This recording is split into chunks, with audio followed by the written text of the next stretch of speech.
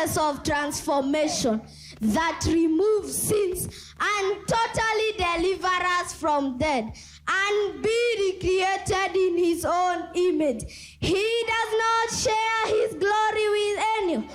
But when it comes to rewarding his holy bride, he is good.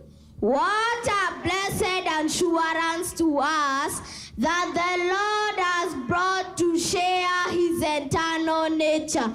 Glorification, glorification, glorification. A message of hope to the church.